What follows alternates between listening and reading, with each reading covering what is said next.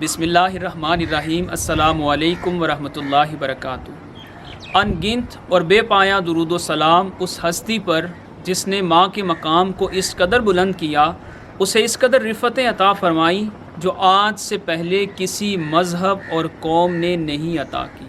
اللہم صلی علی محمد وعلی آل محمد وبارک وسلم۔ آج کی حدیث پاک انتہائی خوبصورت اور دل نشین ہے، جس کے ہر لفظ سے ماں کا مقام نمایاں ہوتا چلے جاتا ہے۔ آج کی حدیث پاک کے راوی سعید بن ابی بردہ ہیں۔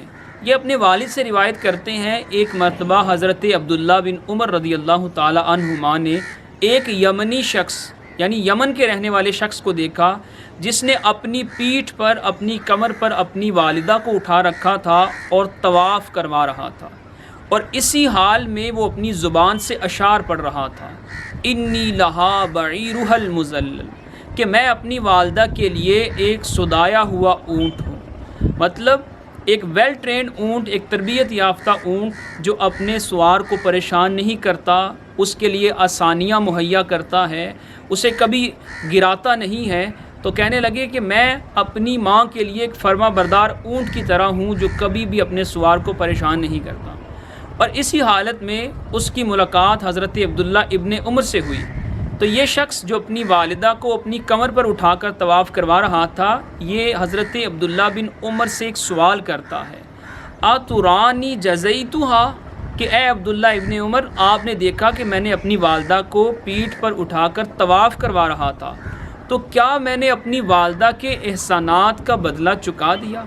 شاید اس کے ذہن میں یہ خیال آیا، یہ غلط فہمی ہوئی کہ میں اتنی مشقت برداشت کر کے اپنی والدہ کو آسانی مہیا کر رہا ہوں اور اللہ کے گھر کا طواف کروا رہا ہوں، تو شاید اس سے میں نے اپنے والدہ کے احسانات کا بدلہ چکا دیا۔ لیکن یہاں پر حضرت عبداللہ ابن عمر نے 2 لفظوں میں جواب دیا، اور وہ اس قدر خوبصورت ہے کہ اگر بندہ یہ الفاظ ذہن نشین کر لے تو کبھی بھی اس کے ذہن میں یہ خیال نہیں آ سکتا کہ میں نے والدہ کے احسانات کا بدلہ چکا دیا۔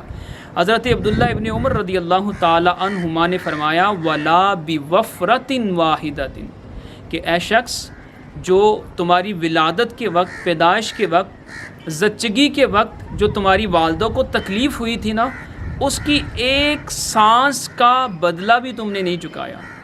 یعنی اس کی تکلیف کے دوران تم نے ایک سانس کا بدلہ بھی ابھی تک نہیں چکایا۔ تو یہ ماں ہی ہوتی ہے جو بچے کے لیے، اپنی اولاد کے لیے کئی مرتبہ موت کے منہ تک چلی جاتی ہے، اذیتیں برداشت کرتی ہیں، تکلیفیں برداشت کرتی ہیں۔ تو بسا اوقات بچے اپنی والدہ کی خدمت کرتے ہیں، احسانات کرتے ہیں ان کے ساتھ، اور ان کے ساتھ صلہ رحمی کرتے ہیں، اور کبھی کوئی ایسا مقام بھی آتا ہے کہ ذہن میں خیال آ جاتا ہے کہ شاید ہم نے اپنی والدہ کے احسانات کا بدلہ ہم نے اتار دیا۔ لیکن حضرت عبداللہ ابن عمر رضی اللہ تعالیٰ عنہما اس شخص کو کہتے ہیں کہ تم نے تو ابھی ماں کی اس تکلیف کے ایک سانس کا بدلہ بھی نہیں چکایا۔ اللہ اکبر!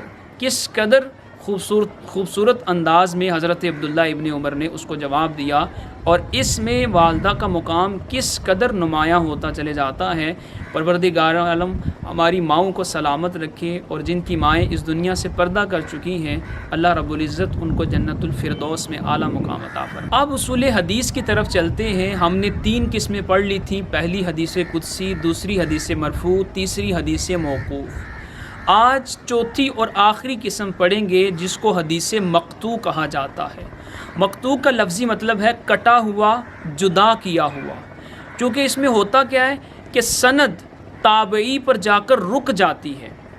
پہلے ہم نے پڑھا تھا اگر سند اللہ رب العزت کی طرف جائے، وہاں تک جائے تو اس کو قدسی کہتے ہیں، اگر نبی کریم صلی اللہ علیہ وسلم تک جائے مرفوع کہتے ہیں، اگر صحابی رسول تک جائے تو اسے موقوف کہتے ہیں، اور اگر صحابی سے پہلے تابعی پر سند رک جائے اور وہ اپنا قول یا فعل بیان کرے تو اس کو حدیث مقطوع کہتے ہیں۔ کچھ لوگوں کو شاید تابعین کا پتہ نہ ہو۔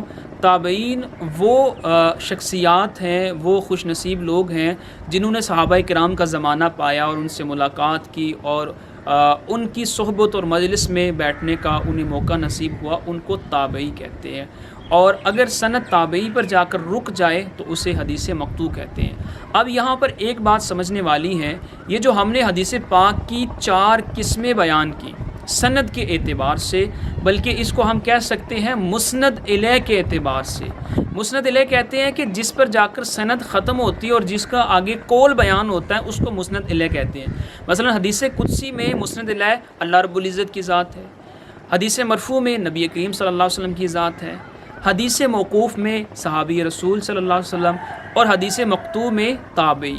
تو یہاں پر کیا ہوتا ہے، مسند الیہ کا مطلب ہے جس کی طرف نسبت کی گئی ہے، یعنی جس کی حدیث پاک بیان کی گئی ہے، قول یا فعل بیان کیا گیا ہے، اس کی طرف نسبت کے اعتبار سے ہم نے حدیث پاک کی 4 قسمیں پڑھی۔ باقی انشاءاللہ آئندہ ویڈیوز کے اندر اللہ کریم آپ کا حامی و ناصر ہو۔ السلام علیکم ورحمۃ اللہ وبرکاتہ۔